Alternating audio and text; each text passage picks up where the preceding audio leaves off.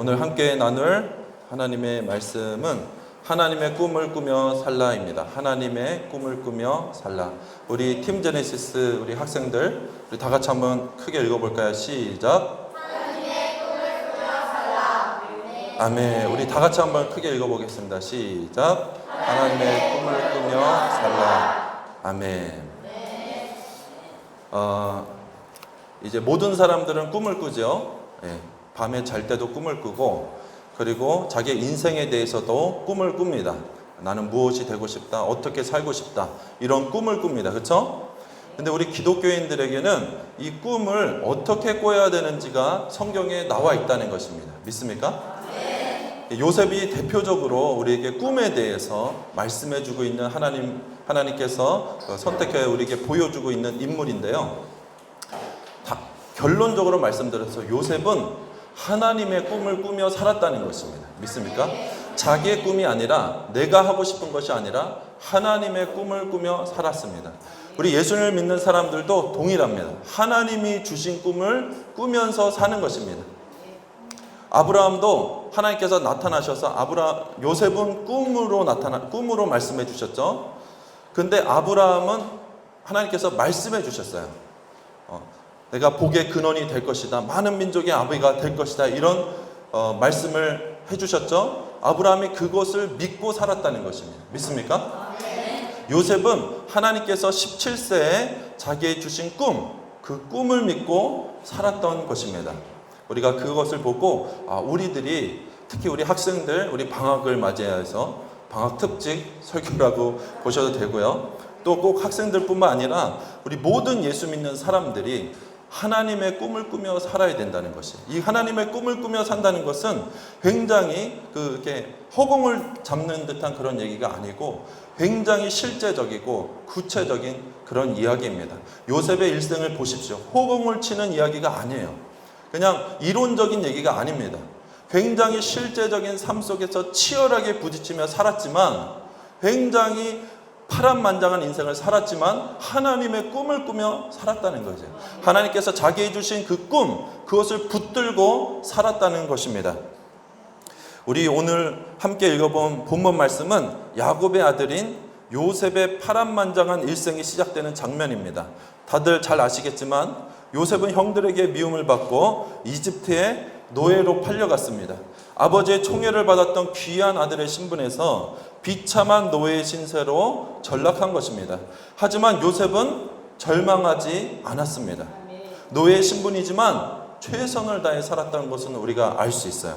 우리 창세기 39장 4절에 보시면 요셉이 그의 주인에게, 이거 종으로 팔린 다음에 그의 주인 보디발입니다. 그의 주인에게 은혜를 입어 섬김에 그가 요셉을 가정 총무로 삼고 자기의 소유를 다 그의 손에 위탁하니, 요셉이 보디발의 종으로 팔려갔어요. 귀한, 정말 부잣집 아들과 같은 요셉이었죠. 정말 귀한 아들이었고, 야곱이 노년에 얻어서 특별히 사랑했고 채색옷을 입혔고 정말 다른 형제들이 질투할 정도로 그렇게 사랑했던 아들이에요.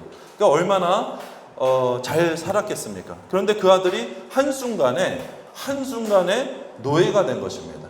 노예가 됐는데, 노예가 돼서 요셉이 만약에 비관했다면, 하나님은 살아계시지 않아, 어떻게 나에게 이런 일이, 그렇게 생각했다면 요셉이 그 보디발에게 이런 평가를 받을 수 있었을까요? 보디발이 요셉에게 이런 것을 맡길 수 있었을까요? 그런 일은 없었을 것입니다. 이것을 통해서 우리는 요셉이 노예가 되었지만 절망하지 않았다는 것을 알 수 있습니다. 그런데 곧 얼마 가지 않아서 요셉은 억울한 누명을 쓰고 감옥에 갇히고 말았습니다. 노예도 모자라서 이제는 죄수의 신분으로 또다시 전락하게 된 것입니다. 요셉은 적어도 최소한 2년 이상을 감옥에 갇혀 있었습니다. 이제는 더 이상 전락하고 싶어도 전락할 것이 없는 가장 밑바닥으로 요셉의 인생이 추락하고 만 것입니다. 하지만 이러한 힘든 과정 속에서 중요한 것이 있는데, 그것이 무엇이냐면, 우리 한번 따라서 말해보겠습니다. 요셉은 절대로 절망하지 않았다는 것입니다. 우리 따라해보세요. 요셉은 절대로 절망하지 않았다. 시작. 요셉은 절대로 아멘. 요셉은 감옥에서도 최선을 다해서 죄수의 삶을 살아냈습니다. 누구의 삶이라고요? 죄수의 삶을 살아냈습니다. 창세기 39장 22절에 보시면 간수장이 옥중 죄수를 다 요셉의 손에 맡김으로 그 재반 사물을 요셉이 처리하고, 아멘. 사랑하는 성도 여러분, 이러한 요셉의 절망하지 않는 태도는 우리 믿는 자들이 반드시 필수적으로 본받아야 할 진정한 믿음의 필수 요소입니다. 믿습니까? 믿는 자들은 절망할 수 없어요. 믿음과 절망은 공존할 수 없습니다. 뭐 잠깐 시험 받고 잠깐 마음이 아프고 힘들고 할 수 있겠죠? 그러나 절대로 절망에 갇혀 있지 않는다는 것이요. 반드시 절망 가운데서 소망을 한다는 것입니다. 왜요? 하나님 때문에. 하나님 때문에. 그것이 하나님을 믿는다는 증거입니다. 환경 때문에 하나님을 믿는다는 증거가 생기잖아요. 어떤 환경 속에서도 믿음을 버리지 않고 절망하지 않는 것, 그것이 진짜 믿음을 가졌다는 증거입니다. 특별히 요셉처럼 인생의 어려움에 처하면 처할수록 하루하루 인생을 살아가는 것이 힘에 겹고 아무런 의미도 없어 보이는 그저 하루하루 생명을 유지시키는 것에 불과해 보이는 자신의 그러한 삶에 지쳐가고 아무 이유 없이 눈물이 흐를 정도로 티끌만한 소망도 보이지 않을 때, 그때일수록 우리가 요셉처럼 우리 마음속에서 반드시 멀리 쫓아내버려야 하는 것이 하나 있는데, 그것의 이름이 바로 절망이라는 것입니다. 절대로 절망하면 안 됩니다. 절대로 절망하지 마시기를 바랍니다. 최악의 상황에서도 절망만은 우리 믿는 자들에게 금지되어 있는 것입니다. 우리가 최악의 상황에서 절망을 선택한다면 하나님도 어쩔 수가 없어요. 그러나 우리가 최악의 상황에서 절망을 선택하지 않고 믿음을 취한다면 하나님께서 우리를 구원해 주실 것입니다. 요셉처럼 감옥에 갇혀 있고, 또는 우리가 살면서 신용불량자가 되었어도, 불치병에 걸렸어도, 수많은 사람들 앞에서 망신을 당하게 되었어도, 그 밖에 너무나도 두려운 일들이 바로 내 코앞에 닥쳐있는 그런 상황이 왔다 해도 1초 1초가 무거운 그 시간들을 우리는 요셉처럼 반드시 견뎌내야만 하는 것입니다. 끝날 때까지 버티는 것입니다. 믿습니까? 때로는 우리가 참고하고 인내하는 것이 우리를 향한 하나님의 뜻일 때가 있다는 것이에요. 절대로 자신의 마음속에 절망만은 허락하면 안 됩니다. 하나님께서는 분명히 우리에게 이렇게 약속하셨습니다. 우리 고린도전서 10장 13절 말씀인데요. 우리 다 같이 한번 봉독하도록 하겠습니다. 사람이 감당할 시험 밖에는 너희가 강한 것이 없나니 오직 하나님은 믿으사 너희가 감당하지 못할 시험 당함을 허락하지 아니하시고 시험 당할 즈음에 또한 피를 내사 너희로 능히 감당하게 하시느니라. 아멘. 이것은 하나님의 약속입니다. 우리가 감당하지 못할 일은 없습니다. 도저히 감당할 수 없다는 생각과 두려움은 사탄의 거짓말입니다. 사탄의 말을 믿지 말고 하나님께서 살 길을 열어주실 것을 믿으십시오.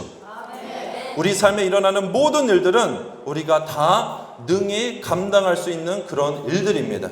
우리의 눈은 보이지 않는 것들을 볼 수 없습니다. 우리의 귀는 들리지 않는 것들을 들을 수 없죠. 하지만 우리가 믿는 믿음은 보이지 않아도 믿을 수 있고, 들리지 않아도 믿을 수 있으며, 느껴지지 않아도 믿을 수 있다는 것입니다. 우리들은 오직 믿음으로 사는 사람들입니다. 믿습니까? 우리가 믿음으로 산다는 것에 대해서 우리의 영적인 눈이 열려야 합니다. 우리가 영적으로 눈이 열려야만 우리가 믿음으로 산다는 것이 무엇인지를 알게 돼요. 믿음으로 산다는 것은 절대 절망하지 않는다는 것이에요. 상황은 절망적이지만 그래도 절망하지 않는 것이에요. 그것이 믿음입니다. 그러한 영적 눈이 오늘 우리 모든 아이젠교회 성도님들의 삶 속에서 열리기를 원합니다. 성도님, 이것이 바로 아이젠교회에 오신 모든 성도님들을 향한 성경적인 삶을 살아가는 방식입니다. 이것이 예수 그리스도 안에 있는 우리 믿음의 DNA입니다. 우리 인생에 시련은 있을 수 있습니다. 고난은 찾아올 수 있습니다. 그러나 절망은 없습니다. 시련은 절망과 다릅니다. 고난은 절망과 다른 것입니다. 그러나 이 시대의 많은 기독교인들조차도 시련과 절망을 같은 것이라고 착각합니다. 성공과 믿음이 같은 것이라고 생각합니다. 잘 나가는 것이 하나님께서 사랑받는 것이고 실패하는 것은 하나님께 미움을 받았거나 버림받았다고 그렇게 여깁니다. 그러나 사랑하는 성도 여러분, 하나님이 보시는 절망과 사람이 생각하는 절망은 서로 완전히 다릅니다. 하나님이 보시는 성공과 사람이 생각하는 성공도 완전히 다릅니다. 오늘 우리가 읽었던 요셉의 인생은 우리에게 바로 그것을 말씀해주고 있는 것입니다. 하나님께서는 우리를 진정으로 사랑하시기 때문에 우리 인생의 모든 수단과 방법을 동원하셔서 사람이 생각하는 성공이 아니라 하나님께서 인정하시는 진정한 성공과 축복으로 우리를 요셉의 일생처럼 이끌어 가실 것입니다. 이것이 믿음의 삶입니다. 그래서 믿는 사람들은 삶의 방법이 달라요. 삶을 바라보는 시각이 틀립니다. 반드시 틀려야 돼요. 반드시 영적인 눈이 열려 있어야 합니다. 영적인 눈은 제가 지난번에도 말씀드렸지만 신비한 것을 보는 것만이 영적인 눈이 아닙니다. 이런 나의 상황 속에서 성경적으로 나의 삶을 볼 수 있어야 돼요. 성경적으로 나의 삶이 성령님이 주시는 지혜와 계시에 의해서 해석되어져야만 합니다. 그것이 영적인 눈이에요. 그것이 우리가 흔들리지 않는 믿음의 기초가 되는 것입니다. 구약시대에 예레미야라는 선지자가 계셨습니다. 그는 눈물의 선지자로 불렸습니다. 성경에 예레미야 애가라는 책이 기록될 정도로 그는 비통한 심령으로 살았던, 그러나 진정한 하나님의 사람이었습니다. 예레미야는 예루살렘이 바벨론에 의해 멸망될 것을 하나님의 계시로 이미 알고 있었습니다. 나라가 망할 것이 하나님에 의해 확정된 것을 미리 알고 살았던 것이에요. 그래 얼마나 속이 타고 얼마나 말할 수 없는 고통 가운데 있겠습니까? 그래서 선지자는 굉장히 고통스러운 삶을 삽니다. 그냥 미리 하니까 마냥 좋은 것이 아니에요. 진정한 선지자는 비통한 심령으로 살아갑니다. 왜? 이 세상의 죄악이 다 하나님의 은혜와 계시에 의해서 보이니까. 이렇게 되면 안 되는 것이 보이는데 사람들은 그렇게 살아가고, 이렇게 가면 안 되는데 예루살렘과 이스라엘이 저렇게 흘러가니까 얼마나 가슴이 답답하겠습니까? 부모가 자식을 바라볼 때 자식이 이렇게 살면 안 되는데 잘못 살고 있는 것이에요. 그걸 보는 부모의 심정이 오죽이나 아프겠습니까? 선지자의 심령은 바로 그와 같은 것입니다. 탕자를 바라보는 부모의 심령과 같은 것이에요. 그래서 선지자는 비통한 심령으로 삽니다. 진정한 하나님의 사람들은 진정한 희락과 기쁨이 있지만 동시에 비통함이 있어요. 슬픔이 있어요. 아픔이 있어요. 이 아픔은 설명이 잘 안 되는 것이에요. 영적인 눈이 안 열리면 잘 이해가 안 돼요. 도저히 이해가 안 되죠. 그 당시 이스라엘 민족은 선민의식이라는 사탄의 달콤한 거짓말에 속아서 너무나도 교만해져 있었습니다. 예루살렘 사람들이 그렇게 너무나도 교만해져 있고, 나는 선민의식이야, 나는 하나님의 백성이야, 이런 사탄의 거짓말과 착각에 완전히 사로잡혀 있었어요. 그래서 이스라엘 사람들, 예루살렘 사람들 입장에서는 도저히 이해가 안 되는 것이 바로 예레미야의 절망적인 예언이었습니다. 그래서 예레미야를 모두가 미워했습니다. 가족들도 배척했습니다. 고난도 많이 당했습니다. 결과는 어떻게 되었을까요? 예루살렘은 예레미야의 예언대로 바벨론에 의해서 완전히 멸망당했습니다. 아니 어떻게 하나님의 사람이 절망을 예언합니까? 아니 어떻게 하나님의 뜻이 믿는 사람들의 실패와 멸망일 수가 있는 것입니까? 아니 어떻게 그런 일이 가능하죠? 사랑하는 성도 여러분, 그러나 그런 일이 가능합니다. 우리가 믿는 성경에는 그런 기록들이 많습니다. 이스라엘 사람들은 이스라엘이라는 나라가 보존되는 것이 하나님의 뜻이라고 철석같이 믿고 있었어요. 철석같이.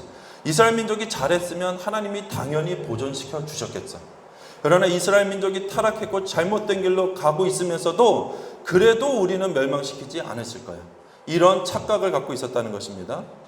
그리고 이스라엘 민족 사람들은 그렇게 믿고 싶었겠죠. 하지만 하나님께서 보실 때 이 교만하고 죄악된 이스라엘이 바벨론에 의해 멸망당하고 포로로 끌려가서 이스라엘 민족의 교만이 꺾이고 마음이 낮아지고 더 나아가 훗날 로마의 식민지로 전락되어야만, 다시 말해서 이스라엘이라는 나라가 약해져야만, 그리고 유대인들이 낮아져야만, 그들이 고난의 쓴물을 마셔야만 비로소 하나님께 나와 회개하고 자복하며 예수 그리스도의 복음을 믿게 될 것이기 때문에, 그래야 유대인들이 살게 될 것이기 때문에, 그래야 모든 열방이 복음의 빛을 보게 될 것이기 때문에, 인간의 눈으로 보았을 때는 완전한 실패일 수밖에 없는 예루살렘 성의 멸망과 성전의 파괴를 하나님께서 허락하셨던 것입니다.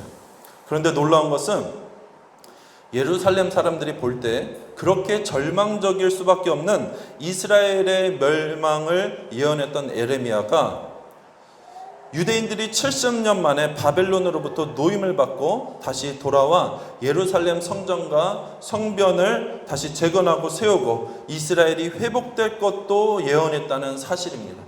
믿습니까? 예레미야 29장 10절에서 11절 말씀입니다. 우리 다 같이 한번 읽어볼까요? 시작. 여호와께서 이와 같이 말씀하시니라. 바벨론에서 70년이 차면 내가 너희를 돌보고 나의 선한 말을 너희에게 성취하여 너희를 이곳으로 돌아오게 하리라. 여호와의 말씀이니라. 너희를 향한 나의 생각을 내가 하나니 평안이요 재앙이 아니니라. 너희에게 미래와 희망을 주는 것이니라. 아멘. 예레미야는 정말 예레미야의 심정을 누가 이해할 수 있을까요? 이스라엘의 멸망하는 것이 뭐라고요? 결론적으로 너희를 향한 나의 생각을 내가 하나니 평안이요 재앙이 아니니라. 너희에게 미래와 희망을 주는 것이니라. 사람들이 볼 때는 절망이고 실패였습니다. 그러나 예레미야가 볼 때는 그것이 평안이요 미래에 대한 소망이었습니다. 하나님이 그 마음을 예레미야에게 주셨기 때문입니다. 사랑하는 성도 여러분, 과연 무엇이 진정한 성공이고 무엇이 진짜 절망인 것입니까? 우리들이 여기서 반드시 깨달아야 하는 하나님의 뜻이 있다면 그것이 무엇일까요? 그것은 바로 사람들이 생각하는 성공, 내 자신이 생각하는 성공, 내가 원하는 성공, 내가 원하는 삶, 나의 인간적인 야망을 하나님 앞에서 철저하게 버려야 한다는 것입니다. 우리가 그것을 버리지 않는다면 하나님께서 깨트려 버리실 것입니다. 하나님께서 그 미련한 욕심들을 깨트려 주시는 것이 진짜 복인 것이에요. 그것은 실패가 아닙니다. 그것은 절망이 아닙니다. 슬퍼하고 절망에 빠지지 마십시오. 요셉처럼 노예가 되어도 감옥에 갇혀도 절대로 절망하지 마십시오. 왜냐하면 그것은 실패가 아니고 절망이 아니기 때문입니다. 그것은 하나님께서 보시기에는 절망이 아니라 진정한 하나님의 소망을 낳고 있는 아주 소중하고 아주 귀중하고 너무나도 사랑하기 때문에 허락하고 계시는 우리 삶의 과정들인 것입니다. 그 때문에 그 모든 과정들은 하늘나라의 영생 복락을 누릴 수 있게 해주시려는 하나님 아버지의 놀랍고 크신 사랑입니다. 하나님 아버지의 진정한 축복인 것입니다. 우리 로마서 5장 3절 4절 말씀 우리 다 같이 한번 읽어볼까요? 시작. 다만 이뿐 아니라 우리가 환난 중에도 즐거워하나니 이는 환난은 인내를, 인내는 연단을, 연단은 소망을 이루는 줄을 알미니라. 아멘. 요셉은 17세에 잠을 자다가 하나님께서 주신 자신의 일생에 대한 계시적인 꿈을 꾸었습니다. 형제들이 자신에게 절을 하고 심지어 부모까지도 자신을 향해 절을 하는 특이한 꿈이었습니다. 요셉이 교만해서 이런 꿈을 꾸었을까요? 아니에요. 요셉은 이런 꿈을 꾸려고 하지 않았습니다. 하나님이 주신 꿈이에요. 사랑하는 성도 여러분, 내가 생각하는 것과 하나님이 생각하는 것이 다릅니다. 우리의 길과 하나님의 길은 다릅니다. 하나님의 길은 훨씬 더 높습니다. 하나님의 길은 무조건 옳고 맞습니다. 아닌 것 같고 틀린 것 같지만 그 길이 맞습니다. 우리의 믿음은 그것을 믿을 수 있느냐는 것이에요. 그것을 믿고 끝까지 붙들고 주님과 함께 동행할 수 있느냐는 것이에요. 주님이 우리를 끌고 아골 골짜기로 가고 주님이 우리를 끌고 골고다 언덕을 가는데도 같이 갈 수 있느냐는 것입니다. 그 뒤에 예수 그리스도의 부활을 우리에게 주시려는 하나님의 마음, 그것을 우리가 믿을 수 있느냐는 것이에요. 우리가 그것을 믿어야만 진짜 믿음인 것입니다. 그 당시로는 그 꿈의 의미를 요셉은 이해할 방법이 없었습니다. 요셉의 형들은 자신들이 마음만 먹으면 얼마든지 요셉을 죽일 수도 있다고 생각했기 때문에 요셉의 그런 꿈에 콧방귀라도 꼈겠습니까? 자신들이 요셉 앞에 절을 한다는 것을 상상이라도 했겠습니까? 그러지 않았겠죠. 영적이었던 아버지 야곱도 요셉의 꿈을 다 이해할 수 없었습니다. 그러므로 사랑하는 성도 여러분, 아무리 영적인 사람도 하나님의 뜻하고는 다를 수 있다는 것이에요. 하나님은 어떠한 사람보다 크십니다. 하나님의 미련함이 인간의 지혜보다 더 지혜롭다 말씀하셨죠. 하나님의 연약함이 인간의 강함보다 강하다 말씀하셨죠. 이 세상이 아무리 강하고 아무리 지혜롭고 아무리 영적이어도 하나님 앞에서는 겸손해야 됩니다. 하나님의 뜻을 겸손히 구해야만 됩니다. 아무리 영적인 사람이 하나님의 뜻과 자신을 분별할 때 자기가 틀리다면 당연히 버려야죠. 당연히 내려놔야죠. 어디 감히 하나님 앞에 자신의 생각을 고집할 수 있는 것입니까? 그러지 마십시오. 하나님 앞에 절대 고집 부리지 마십시오. 야곱은, 그런데 야곱이 믿음의 사람이어서 달랐던 점이 있었어요. 그 형들보다. 그것은 자신이 이해의 범위를 뛰어넘는 하나님의 뜻이 있다는 사실을 야곱은 겸손히 받아들였어요. 그래서 그 요셉의 꿈, 이해할 수 없고 기분 나쁠 수도 있는 그 꿈을 마음에 간직했다, 이렇게 기록되어 있죠. 사랑하는 성도 여러분, 이 세상은 우리의 이해의 범위보다 큽니다. 우리를 향한 하나님의 뜻과 계획은 이 세상보다도 더 큽니다. 우리의 이해를 초월합니다. 그러므로 우리의 생각 안에 하나님의 뜻을 가두려고 하고 우리의 좁은 이해를 가지고 하나님의 계획을 모두 이해해 보려는 어리석은 생각을 버려야만 돼요. 처음부터 버려야 됩니다. 그런 생각을 하려는 것 자체가 교만이에요. 내가 이해하지 않는 것은 안 한다, 이해할 수 없는 것은 못 한다, 그 교만입니다. 믿는 사람들은 이해되진 않지만 따라가는 것입니다. 이해하진 않지만 믿는 것이에요. 요셉처럼 이해할 수 없는 두려움과 시련과 고난이 왔지만 최선을 다해서 그 시간들을 견디며 버티며 살아가는 것입니다. 그래서 자살하는 것은 죄입니다. 교만한 것입니다. 열등감에 빠지는 것은 죄이고 그것은 교만한 것입니다. 믿습니까? 겸손해야 돼요. 잘 나가고 높을 때는 당연히 겸손해야죠. 힘들고 어렵고 괴로울 때도 당연히 겸손해야 됩니다. 어려울 때 겸손하지 않으면 열등감에 빠집니다. 교만함에 빠집니다. 넘어지고 쓰러지고 하나님을 원망합니다. 하나님을 원망한다는 것 자체가 교만한 것입니다. 하나님을 원망한다는 것 자체가 열등감에 빠져 있는 것입니다. 사랑하는 성도 여러분, 우리는 마음을 낮춰야만 합니다. 언제 어느 때라든지 우리의 마음을 낮춰야 돼요. 하나님 앞에 겸손해야 됩니다. 겸손해야만 소망이 있습니다. 겸손해야만 살 길이 보입니다. 무조건 우리는 겸손한 마음으로 하나님 앞에 나와야 돼요. 겸손한 마음으로 하나님 앞에 울부짖어야 됩니다. 겸손한 마음으로 우리의 마음을 낮추고 가난한 심령, 애통하는 심령, 의에 줄이고 목마른 심령으로 하나님 앞에 나와야만 합니다. 그것만이 모든 성도님들의 살 길이에요. 힘들고 어려운 사람들만 그렇게 해야 될까요? 아닙니다. 잘 나가고 뭐가 되고 별 문제 없고 그런 분일수록 더 자신의 마음을 낮춰야 돼요. 힘들고 괴로운 사람들은 하나님께서 그 마음을 낮추도록 허락하고 계시죠. 그런데 잘 나가고 별일 없는 사람들은 어떻게 마음을 낮춥니까? 자동으로 교만해지고 자동으로 마음이 완악해지는데 그분들은 어떻게 합니까? 그러므로 사랑하는 성도 여러분, 우리가 영적인 눈이 열리고 천국과 지옥이 보이면 이 세상에서 잘 나가는 게 얼마나 큰 저주일 수 있는지를 볼 수 있어야 돼요. 이 세상에서 고난을 받는 것이 얼마나 큰 축복인지를 볼 수 있어야만 합니다. 물론 하나님 우리에게 복을 주시고 진정한 축복도 주십니다. 우리가 생각하는 경제적으로도 성공하고 육신적으로도 건강하고 좋은 직분을 잘하고 높은 자리로 가고 하나님께서 그런 위치에 허락하시고 요셉도 보십시오. 허락하지 않습니까?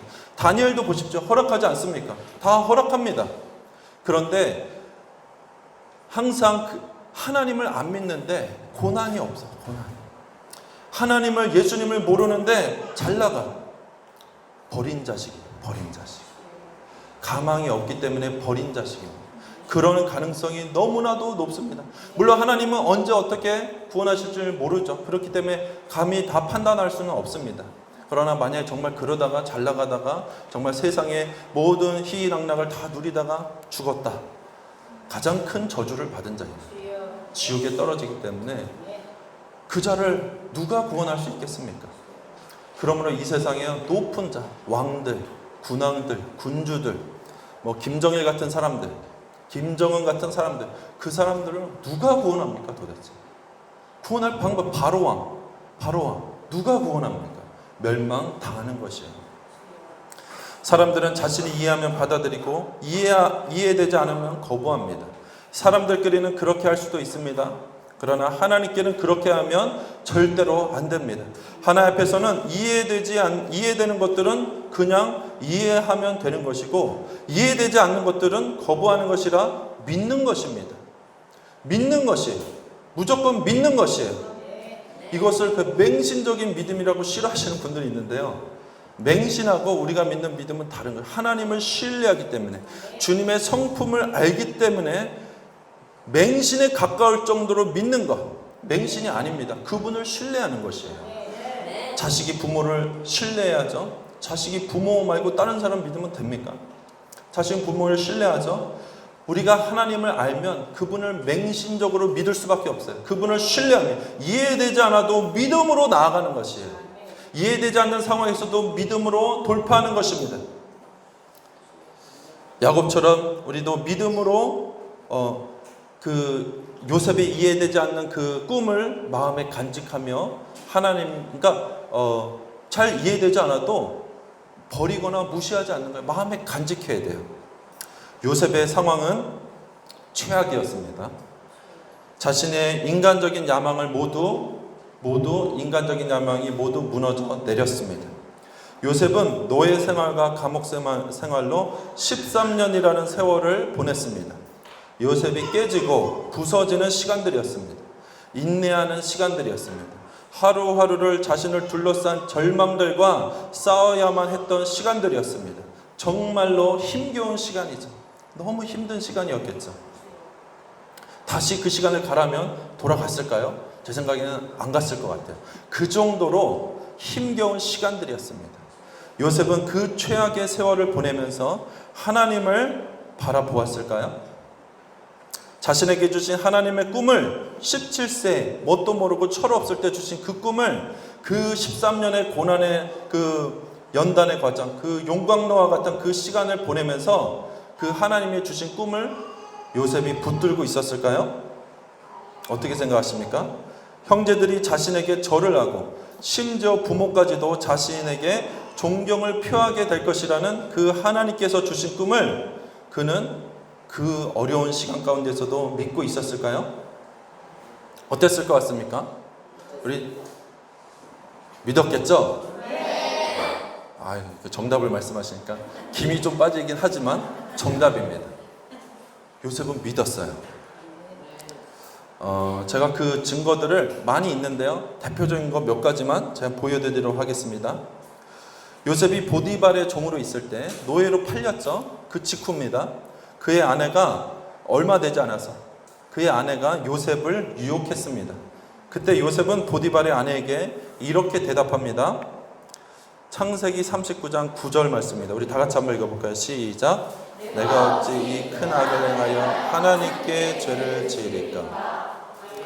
여기 보니까 하나님께 죄를 지으리까? 요셉이 이 상황이 어떤 상황이냐면 요셉의 그 형들에게 미움받고 버림받고 노예가 되었을 때예요.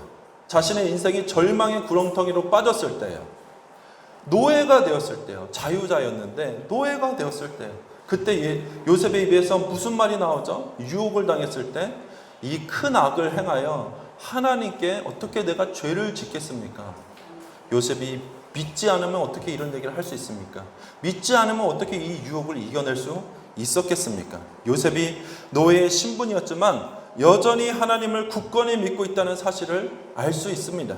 만약에 요셉이 형들의 버림을 받고 보디발의 집에 노예로 팔려와서 자신의 신세를 한탄하며 하나님을 원망하고 하나님께 대한 믿음을 저버리고 절망에 빠졌다면 보디발의 아내의 유혹을 이겨낼 수 있었을까요? 절대로 불가능합니다.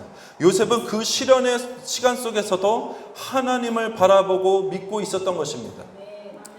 요셉이 이제는 억울하게 죄수로 전락하게 되었을 때는 어떻을까요? 믿음이 흔들렸을까요? 믿음을 저버렸을까요? 그쯤 되면 하나님께 대한 믿음이 흔들릴 만도 하지 않습니까? 믿음을 지켰는데 또 억울한 죄수가 되었지 않습니까? 우리 창세기 40장 8절의 말씀 우리 다 같이 한번 읽어보겠습니다. 시작. 그들이 그에게 이르되 우리가 꿈을 꾸었으나 이를 해석할 자가 없도다. 요셉이 그들에게 이르되 해석은 하나님께 있지 아니하니까 청하건대 내게 이르소서. 요셉이 감옥에 갇혀 있을 때였어요. 감옥에 갇혀 있고 얼마 안 있다가 애굽의 그 고위 관리들이 들어온 거죠. 2명이 들어왔을 때 꿈을 꿔가지고 그 꿈을 해석해 주는 그런 장면인데요.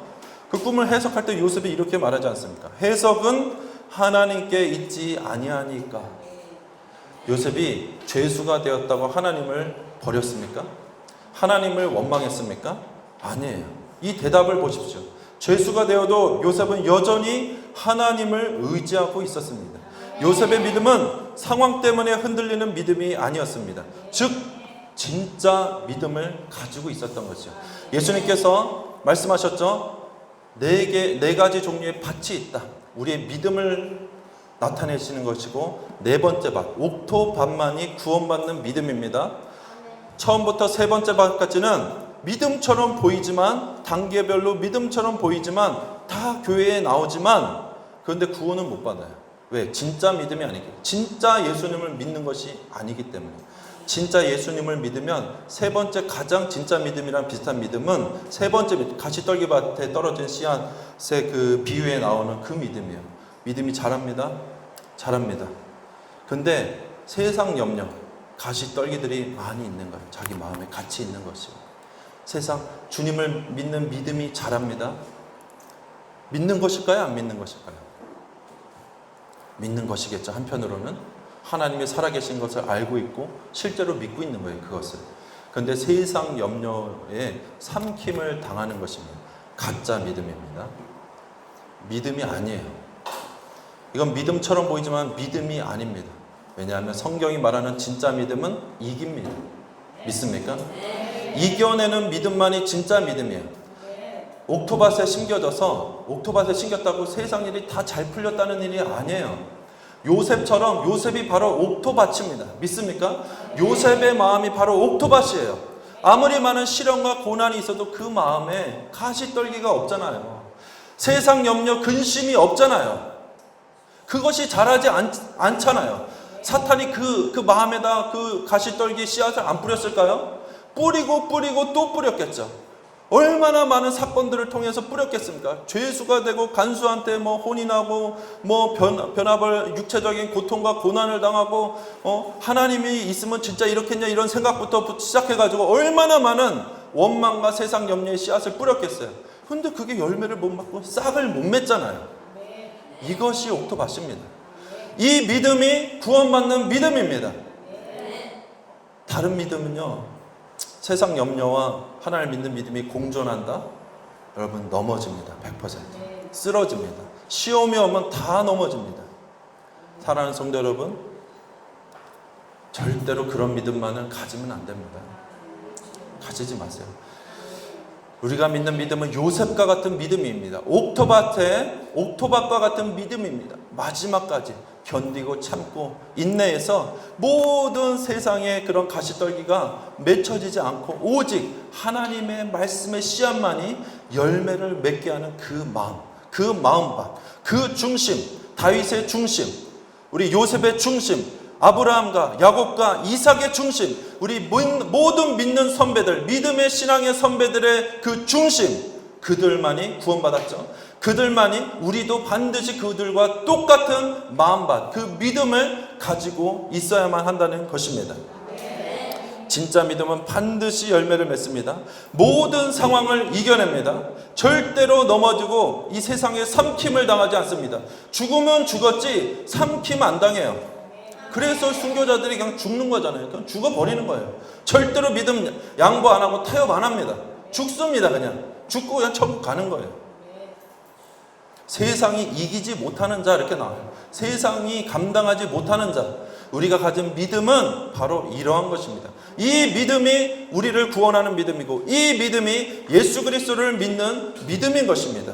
그러므로 최악의 상황에서도 절대로 비관하거나 절망하지 마십시오. 끝까지 버티십시오. 끝까지 인내하십시오. 하나님은 인내를 소중하게 봅니다. 모든 믿는 자들에게는 반드시 인내의 과정이 있습니다. 인내, 나는 피해가야지. 나는 요셉과 다른 삶을 살아야지. 물론 다른 삶을 사시겠죠. 그러나 진짜 여러분을 사랑한다면 요셉을 하나님 진짜 사랑하지 않았겠습니까? 물론 요셉처럼 감옥에 가거나 이런 것은 없을 수 있어요. 같은 사건은 아니지만 영적으로 같은 의미의 일들이 반드시 일어나야 되지 않겠습니까? 그 과정을 통과한 요셉의 영광스러운 모습을 보십시오. 그 인내와 연단의 과정을 통과한 그 성숙하고 아름다운 그 신앙인을 보십시오. 여러분은 우리들도 그렇게 돼야 되지 않겠습니까? 그것이 우리 신앙의 목적이 되지 않겠습니까?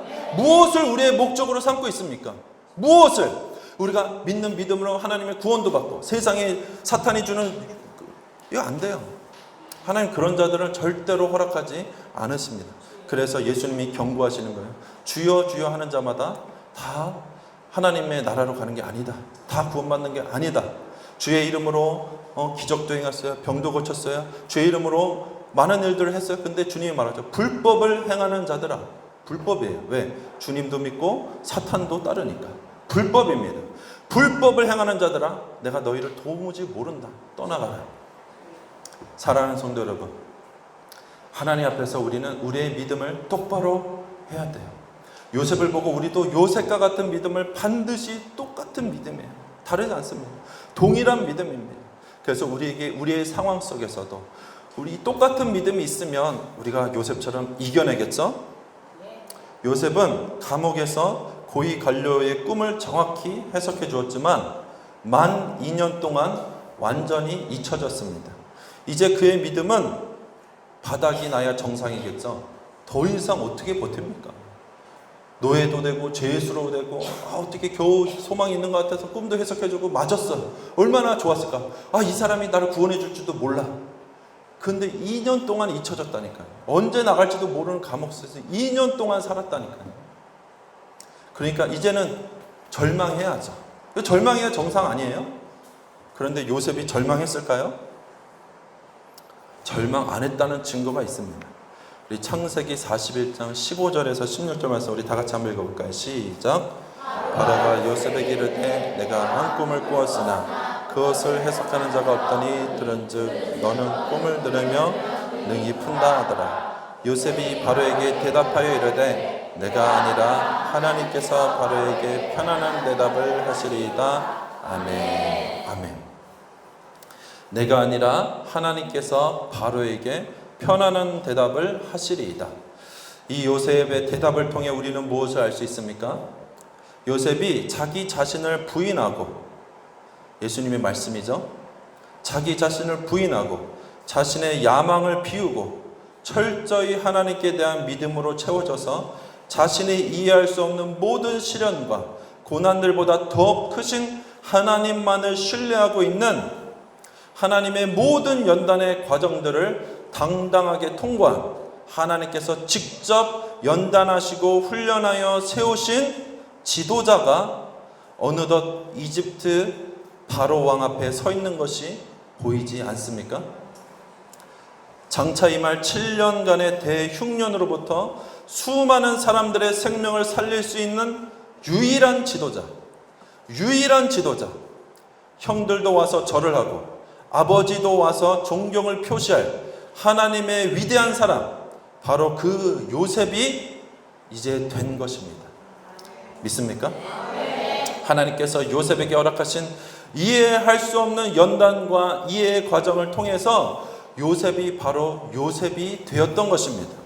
사랑하는 성도 여러분, 우리 인생의 진짜 성공이 무엇일까요? 진짜 복이 무엇일까요? 그것은 자신의 헛된 야망들을 모두 버리고 오직 하나님께서 주신 꿈을 꾸며 그 꿈이 오직 하나님의 은혜로 성취될 것을 끝까지 믿으며 우리 삶에 허락되는 모든 것들을 믿음으로 받아들이고 믿음으로 해석하고 믿음으로 견디고 믿음으로 승리하는 것입니다. 믿음으로 승리하는 것입니다. 하나님의 나라는 승리하는 자만이 갑니다. 여러분의 인생 가운데서 여러분이 믿음으로 승리해야만 하나님의 나라에 갑니다. 여러분의 인생 가운데서 여러분에게 주어진 환난과 고난과 인내의 연단의 과정들을 반드시 당당하게 버티고 견디고 이겨내고 믿음으로 승리해야만 여러분이 죽으면 천국에 가는 것이에요. 그렇게 우리는 하나님의 나라에 가는 것입니다. 그래서 예수님이 말씀하시죠. 좁은 길이라고, 좁은 문이라고 말씀하시잖아요. 근데 우리들은 어떻게 말해요? 좁은 문이라고 좁은 길이라고 말해도 마음속의 생각은 넓은 길이야. 넓은 문이야. 맨날 넓은 문. 하나님 믿으면 구원받았어요. 끝. 그 믿음은 실험과 연단의 과정을 통해서 진짜인지 아닌지가 결판이 됩니다. 물론 하나님께서는 이런 거는 있어요. 예를 들면 어려서 돌아가시는 분도 계시고 갑자기 젊었을 때 사고로 죽는 분도 계시잖아요. 연단의 과정을 겪을 기회가 없었죠. 그런 분들은 하나님이 전능하신 전지하신 능력으로 그 믿음의 중심을 보면은 압니다. 그래서 이분이 연단을 통과할지 안 할지를 처음부터 이미 알고 계세요. 그래서 그런 분들은 믿음으로 구원받는 것이에요. 뭐 그 연단 과정이 꼭 없다 해도 믿음으로 구원받는 것이에요. 그러나 여러분, 그래서 불시에 여러분 잘못된 거 아니잖아요. 여러분 끝까지 평생에 하나님께 주시는 복 중에 장수하는 복이 있잖아요. 부모를 공경하면 너의 생명이 길리라 그랬잖아요. 여러분 여기 계신 모든 분들은 여러분의 생명이 장수하게 될 것이잖아요. 이렇게 장수하게 될 것을 생각하시는 분들은 여러분 모든 인내와 연단의 과정을 믿음으로 승리해야만 한다는 것이에요. 그것은 결코 어렵지 않은, 우리 말씀에 나온 것처럼 반드시 피할 길을 내사 하나님께서 우리에게 살 길을 주시고 능히 감당할 수 있게 하신다는 것입니다. 그러니까 사랑하는 성도분, 두려워하지 마십시오. 무서워하지 마십시오. 요수아처럼 하나님께서 말씀, 너는 강하고 담대하라. 두려워하고 무서워하지 말라고 말씀하지 않습니까?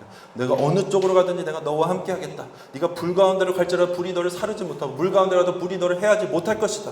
주님이 우리에게 약속하고 있지 않습니까? 우리의 미래를 향한 하나님의 뜻과 계획은 평안이요, 그리고 미래에 대한 소망을 주는 것이라고 주님께서 말씀하고 계시지 않습니까? 이 모든 말씀은 우리의 시련과 연단의 과정과 별개의 얘기들이 아니에요. 하나로 연결되어 있는 것입니다. 우리는 고난의 풀무불, 연단의 그 과정 속으로 우리 모든 사람들은 들어갈 것입니다. 다 다를 것이에요. 그러나 다 들어간다는 공통점이 있습니다. 다 들어갑니다. 그러니까 애초에 나 그거 피하겠다 이런 생각 버리세요. 무조건 나는 연단의 과정 들어간다. 남자들은 다 군대 가잖아요. 애초에 그거 피할 생각 하다가는 비겁한 사람 돼요. 비겁한 사람. 저도 군대에 가기 싫었습니다. 나이가 많이 먹고 갔는데 하나님 기도했어요. 주님, 저 군대 이 잠만은 내게서 피하여 주시옵소서. 제가 기도했습니다. 근데 하나님이 그냥 찰석같이 박사학위 받자마자 한 달 만에 그냥 군대를 확 보냈어요. 그것도 최전방 7사단 그 화천 산골짜기로 그냥 나를 보내가지고 2년 동안 군생활 열심히 하다가 그냥 잔말 아니고 그냥 참고 견디며 그냥 인내하고 미래에 대한 소망이 안 보이더라고요. 그냥 나 나가서 뭐하나 뭐 이런 생각만 잔뜩 하다가, 그런데요, 신기한 거는 그때 기도했습니다. 군대에 있을 때 열심히 기도했어요. 그랬는데 하나님 신기한 거는 요셉처럼 저에게 꿈도 꾸게 하시고요, 어느 날 뭐 환상도 보게 하시고 하나님께서 은혜를 막 베풀어 주면서 상황은 굉장히 좀 비참해요. 막 나이 어린 10살 어린 애들이 나보고 막 반말하고 니 못했다고 막 지적하고 굉장히 이게 뭐랄까요, 굉장히 이상한 스트레스를 받습니다. 제가 늦게 가가지고 제 잘못이죠. 제 잘못인데, 그런데 하나님께서 미래에 대한 소망을 주셨다는 것이에요. 그래서 그 소망을 붙드니까 숨을 쉴 수 있겠더라고요. 상황은 똑같은데 숨을 쉴 수 있겠어요. 그러므로 사랑하는 성도 여러분, 요셉은 숨쉬기도 힘든 그런 시련의 시간을 13년을 보냈습니다. 그러나 하나님을 보고 주님께서 자신에게 주신 그 꿈을 붙들고 하나님께서 자신과 함께 하신다는 그 사실을 끝까지 부인하지 않고 믿고 모든 상황 속에서 하나님을 믿는 그 믿음으로 결국에는 하나님께 연단을 다 마치니까 하나님이 그를 세우시잖아요. 그를 그 당시에 유일무이한 한 명밖에 없는 유일무이한 지도자로 하나님께서 세우셔서 애굽 사람들뿐만 아니라 그 주변에 있는 많은 나라의 민족들과 백성들을 요셉을 통해서 살리셨다는 사실입니다. 그리고 이스라엘 민족을 보존시켰다는 것입니다. 그리고 이스라엘 민족이 나중에 거대한 이스라엘 국가를 세울 수 있는 그 바탕을 요셉이 세웠다는 것이에요. 그래서 요셉이 나중에 말년에 고백하죠. 형들에게 고백하죠. 이 모든 일들은 하나님께서 나를 먼저 보내신 것이다. 우리 민족을 살리려고 먼저 보내신 것이다. 이게요, 영적인 눈이 열려 있는 것이에요. 아, 나를 버렸지. 나를 무시했지. 나를 죽이려 했지. 원수놈. 영적인 눈이 완전히 닫혀 있는 것입니다. 영적 눈이 열리면 요셉처럼 생각합니다. 요셉처럼 자신의 인생과 자신의 연단과 시련과 고난의 그 풀무불들의 과정을 요셉처럼 해석합니다. 믿습니까? 우리도 반드시 그런 은혜가 있을 줄을 믿습니다. 여기 계신 모든 우리 아이젠교회 성도님들은 참된 믿음을 가지고 반드시 이기고 승리하여서 나의 인생에 있어서 나의 야망과 쓸데없는 그런 욕심을 이루기 위해서 사는 것이 아니라 그 모든 것들을 하나님께 버리고 내려놓는 연습을 많이 하십시오. 우리 어린 학생들 어릴 때부터 하십시오. 그리고 주님, 나의 인생을 향한 주님의 꿈이 무엇입니까? 나의 인생을 향한 하나님의 뜻이 무엇입니까? 하나님, 그것을 보여주십시오. 내가 그것에 헌신하겠습니다. 내가 그것을 위해서 살겠습니다. 내가 그것을 위해서 그것을 감당할 수 있는 하나님의 사람들로 나를 연단시켜 주시고 나를 만들어 주시고 나를 키워 주십시오. 우리가 그렇게 기도하시기를, 그래서 영육간에 하나님의 일을 위해서 준비되는 하나님의 놀라운 지도자들로 세워지게 되시기를 예수님의 이름으로 축원합니다. 기도하시겠습니다.